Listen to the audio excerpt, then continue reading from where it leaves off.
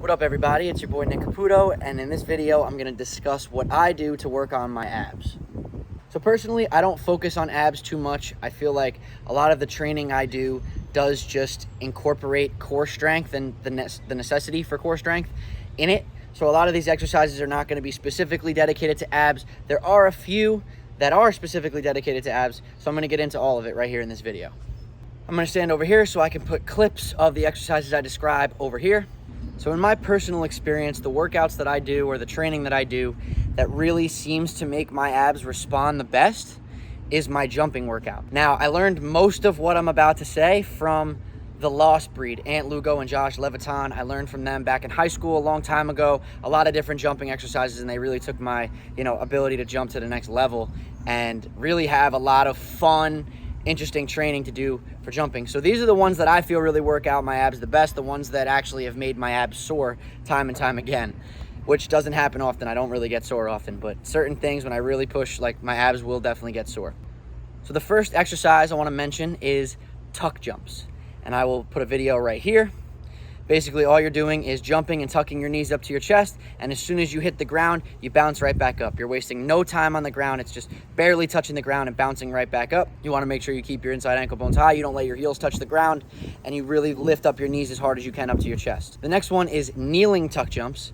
So we're doing exactly what we did with the tuck jumps, just taking one preliminary step first, and we're going to start off on our knees. You can use the arm swing to kind of get yourself up and build that momentum, but basically you're jumping off your knees with your hips. You're really like using your hips to kind of like bring yourself up. And you're jumping from your knees up to your feet and then immediately jumping up into the tuck jump. And then going back to your knees and doing the same thing. Again, sets of 6, 3 to 5 sets. The next one is the box jump. All you're doing is standing with your feet together, making sure you're externally rotating the hips as you load, and then exploding up onto the box. I really think most of the jumping stuff when you're jumping onto a box or doing hurdles is really just the lifting up of the legs in that explosiveness, like you're really fully engaging and giving 110% with each jump, and I really feel like that's what activates the abs the most. There are slow twitch are more for endurance, fast twitch are more for explosiveness and like strength. So when you use the fast twitch muscle fibers, you're more likely to actually grow your abdominal muscles. And that really only happens from full-on muscle fiber recruitment from intense, explosive use of your abdominal muscles or of any muscles. That's why heavy weights are a lot better than doing like super light weights with like 1,000,000 reps are going to grow your muscles faster because you need to recruit those fast twitch muscle fibers. So next we have the seated box jump, which looks like this. You sit on one box, seated, feet together at the edge of the seat, and you can use your arms on all of these and, for momentum and for that leverage. But you really want to use like your quads and your glutes on this, and you want to go right from the seated position in one motion right into jumping onto the other box. These are really, really good for that V-line shape for those the hip flexors. And I mean, like I said, any box jump where you're lifting your feet up to get onto the box, you're going to be using the six-pack abs too. Next, we have depth jumps, which are very similar to the seated box jumps. Instead of sitting on the box, you're going to stand up on the box you were sitting on, like this. And then what you're doing is you're jumping off the box that you're standing on, and you're just bouncing off the ground and going up onto the next box. And the height of the box that you're jumping onto should always be challenging, but realistic. Now, if you are pushing for a higher one, you can not get hurt by just planting and having proper form. You got to learn how to fall on these. You definitely want to make sure that you are coming up with your feet, and if you don't make it up onto the box, you can always push off the box and bring it away. You want to either have someone hold the boxes if you don't think you can get it, or do it against the wall so the wall can support you so you don't knock over the box and fall and get hurt. Next, we have the one power step box jump, which is going to be the one that you can jump up onto a box the highest. This is the most explosive out of all of them. So you're going to start like this in a Gota split stance, externally rotated on the front foot, internally rotated on the back foot. You really load that bow and explode, and then you step with the other foot. It's kind of like that second to last step is really like the longest step, and then it's a 1-2, jump off both feet and go up. So you can watch the video right here of me doing that. This will be the most challenging, one that you'll be able to challenge yourself the most as far as height goes and get up the highest. This is also the same way you would want to approach a basketball net if you're going up to like dunk a basketball. And last but not least, for the jumping workouts, we have hurdles. You approach the hurdles the same way that you approach the one power step box jumps, with that long second to last step, with jumping off both feet and lifting up your legs to go over the tire or whatever it is that you're jumping over. In this video, it's a tire. So next we'll get into the only exercise that I use with weights for abs, and that is the weighted ab crunch, the machine where you're pulling up with your legs and down with your arms that are up here. And I use weights because I do want to recruit those fast twitch muscle fibers, and I feel like it's a misconception that you don't want to use weights on your abs because you don't want to make them big, or like you want to make your waist smaller. And I don't really think that using weights for your abs will really do that at all. You really just want to grow your abdominal muscles so you could have these deep, like bigger abdominal muscles. Growing them isn't going to make you look fat. I feel like that's a really common misconception and really doesn't hold much validity in reality. So what I do is drop sets. I'll start with the machine on the heaviest weight that I can do, which some days is the whole rack and some days is a little bit less. And then I drop set every single weight, from the heaviest to the second heaviest to the third heaviest, and go up each one. I do sets of either 8 or 10, some days 6, it depends. You know, you'll know your threshold once you get started with it, but basically just every single set, you raise the weight up one plate, and then, you know, by the time you're at like the last one, like you're burning even though you're only crunching like 10 pounds. Drop sets, waste no time in between sets, literally just change the weight and just go right back at it. I also occasionally like to do hanging leg lifts and dip bar leg lifts. I don't do these every day, I don't do them that often, but I do think that they are a pretty good exercise. Next, we have a lot of the Gota training stuff that I learned from Stephen Bean. So these include the stork drop-ins where you're lifting up your knee like this. These include a lot of the groundwork and crawling exercises, a lot of the like crawling with the resets, or the, you know, like half crawl pulses and things like that. I'll show all the videos here as I'm talking. Another one I like to do is just lifting up my knees. So standing, I keep my hands like right around my chest level, and I twist as I bring each knee up, and I rotate as I lift my knees. Last and definitely not least, for the ab exercises that I personally do, is nollie and flexing sessions. So flexing sessions do incorporate nollie. I feel like they're one and the same, but you could also do nollie sessions alone. And I feel like it's beneficial to learn the nollie before you get into the flexing sessions, or before you start to incorporate it in the flexing sessions, so you can really get the hang of it. What you're doing with nollie is you are fully exhaling and then sucking in like the stomach vacuum or the Uddiyana Bandha, and you are, you know, flexing different ab muscles and rolling your abs and doing different things like I'm showing you here in this video. So flexing sessions are basically breath work. Whenever you are sucking in or doing that vacuum, you're really optimizing blood flow in your body, the pressure in your body for blood to flow optimally. So when you're sucking in and flexing, you're really allowing your muscles to really get blood flow and oxygenation and energy. You will feel after a flexing session in the mirror like the flexing session itself was a workout. So post-workout, flexing sessions are great. And no matter what, I mean, I'm always a big advocate for post-workout breath work. So the flexing session can also be your post-workout breath work.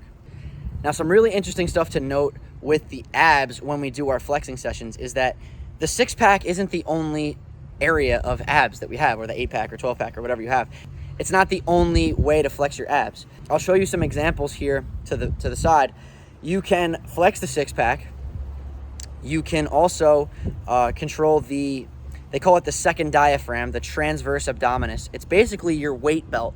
So you can pull in those lower abs and flex like that. And I'll show you from the front and from the side.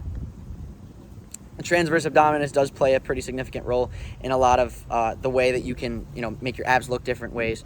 So there are lots of different ways to flex your abs, and it's really interesting. The more that you gain control of those abs, you know, the more you're going to build those muscles, and the more that you build those muscles, the more that you gain control of them, because you need to basically bring consciousness into the muscles in order to grow them. As you grow them, you know, stem cells will donate their nuclei to the muscle cells. The more nuclei a muscle cell has, the more, you know, sensitive it is to growth, and the more nuclei a muscle cell has, the more consciousness. The nuclei is the consciousness, or the nuclei are the consciousness of the cells.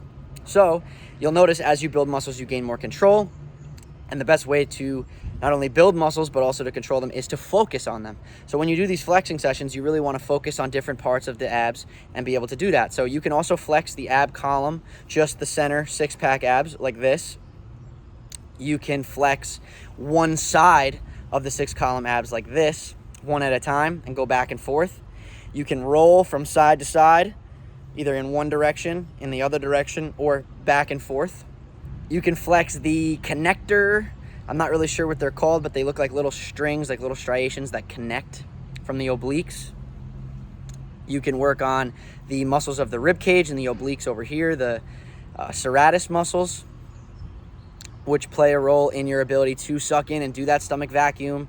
Those really are the muscles that you're using to suck in. It's not really so much your diaphragm. The diaphragm muscle pushes out, it relaxes when it comes in, and you're using the rib cage muscles to really pull in, not so much the diaphragm itself. And then you can practice this with your arms down, you can practice this with your arms up, but this will really give you the ability to gain individual control of the different aspects of your core. And this will give you a heightened ability to control your core and control your body better when you are doing regular explosive exercises, whether that is running, jumping, or playing a sport, or climbing a tree, or doing anything. When you're more aware of your core, when there's more consciousness in the core, you can do just about anything better.